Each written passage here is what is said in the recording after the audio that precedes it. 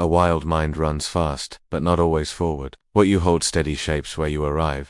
Sometimes a single glass can teach a lifetime of focus. In a small village, there lived a boy named Kabir. He was bright, curious, full of ideas, and always drifting. His thoughts flapped like a restless bird. When he opened a book, he soon remembered a game. When he sat to study, he reached for his phone, or wondered what his friends were doing. He wanted to do well, but his attention kept slipping from his hands like water. Kabir's father watched him with concern. "Son," he would say gently, "your mind is like a wild horse.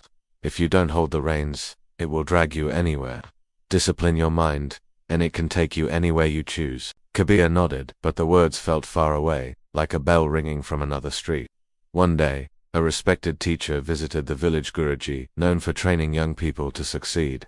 Kabir's father brought his son to meet him and explained the problem. Guruji listened, eyes kind, and then stood up without a lecture.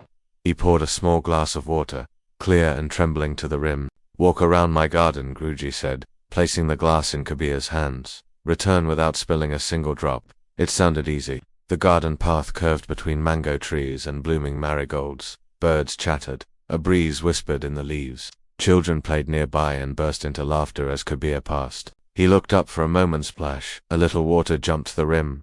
A bee hovered near his ear. Splash. Two boys ran past, teasing splash. Splash. By the time he returned, the glass was half empty. Guruji's eyes moved to the wet rim. "Why so much spilled?" he asked. Kabir stared at the glass, cheeks warm. "I got distracted," he said softly. Guruji nodded. "This glass is your goal. The water is your focus. The garden is the world. The birds, the breeze, the laughter, every sound, every itch, every ping. This is the noise. If you let your attention run after the noise, your focus leaks away. Train your mind to stay with the glass, and you will go wherever you plan." The words struck Kabir like cool rain. He saw himself clearly, hands full, eyes wandering. That evening he made a decision. He would learn to hold the glass. Once upon a time, in a faraway village nestled between hills and a river, there lived a hard-working boy named Kabir. Now, he wasn't the smartest in his school, nor was he blessed with a photographic memory or blessed with any magical power. However, what set him apart was his dedication to sharpening his mind. He wanted to become sharper, more focused, better at holding his attention on one thing at a time, so he started small. He woke at the same time each morning. He put his phone in a drawer when he studied, and he told himself, "One thing at a time." This mantra became his anchor. At first, he struggled. His mind would drift while reading, so he gently guided it back to the words on the page. If he found himself daydreaming while solving math problems, he would start again from the beginning. It was like taking the reins of a calm horse. Sometimes his thoughts would race ahead, pulling him out of the present moment. But he learned to notice these moments and gently return to where he was. Every night before sleep he would sit for a few quiet minutes, watching his breath rise and fall. He observed how thoughts come and go, like clouds passing in the sky. He realized that he didn't have to cling to them or fight them, he just had to let them be. He learned to stay present in the stillness. Next, he got a small notebook, and every night he wrote a single line. "What did I hold today?" It seemed simple, but it was powerful. Each morning when he woke up, he would read what he had written the night before. If he had kept his small promises to himself, he would mark an X on the calendar. At first it was clumsy work. His mind still wandered, and he often spilled precious time on small distractions. But instead of scolding himself for being clumsy, he practiced returning, back to the breath, back to the book, back to the glass. Day by day, the chain of X's grew longer. The habits felt less heavy. He found himself finishing what he started and remembering things better. Details stuck in his mind. His grades climbed, but more importantly, his confidence did. He could feel the reins in his hands. He discovered that holding his attention on one thing at a time was not about brute force, but about gentle guidance and persistent practice. Weeks became months. A year later, some exciting news spread through the village. A national competition was announced.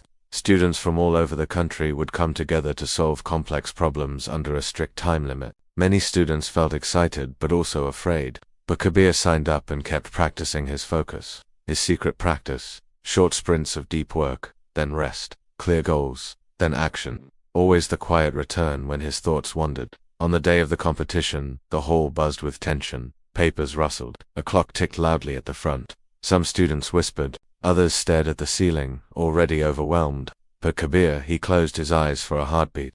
He pictured Guruji's garden. He imagined the glass in his hands full, still shining. The world hummed around him, but the water did not tremble. He turned the paper over and took one question at a time. He didn't rush the first problem just to start the second.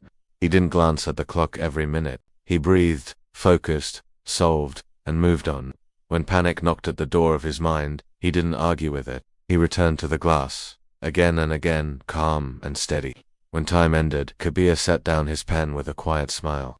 He had not finished every problem, but the ones he touched were done with care. He had kept the water where it belonged.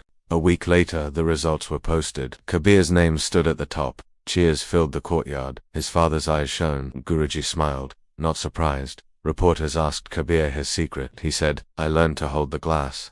From then on, people in the village spoke of Kabir as the boy who mastered his mind, but Kabir knew the truth. Mastery is not magic. It is a choice you make again and again when you wake, when you sit down to work, when the world grows loud. The noise will never end. Your attention will try to run, but the reins are always within reach. Moral talent sparks the fire. Intelligence brings the wood. Luck may lend a breeze, but only a disciplined mind keeps the flame steady until the work is done. If this story lit even a small spark in you, keep it alive. Start with one small habit today. One small habit that will make you feel accomplished, that will make you feel like you have a purpose. We all have different skills and talents. Some people are good at math, some people are good at art, some people are good at writing, but talent isn't enough. You need to practice your craft. You need to hone your skills. You need to be disciplined. There are a lot of talented people out there who have never accomplished anything because they never put in the work. Don't be one of them. Start today. Start with one small habit and stick with it.